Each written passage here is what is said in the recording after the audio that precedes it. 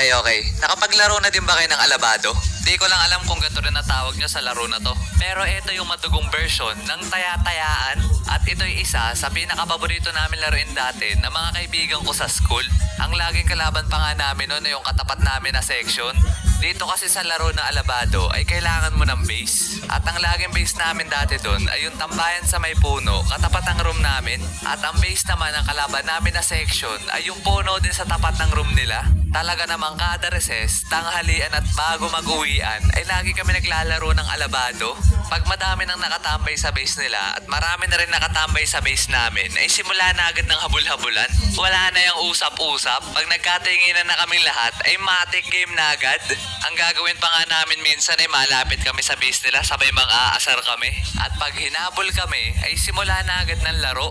Kaya ako nasabing madugo tong laro na to kasi para makataya ka, need mo pa talagang kapitan na mahigpit yung hinabol mo. Sabay sasabihan mo pa ng 1, 2, 3 alabado para mataya mo lang siya. Kasi kahit nahawakan mo siya at hindi mo agad yung nasabi, ay pwede siya magpumiglas at makatakbo ulit. Kaya ang payo ko ay magdagdag kayo ng polo pag maglalaro kayo ng alabado sa school.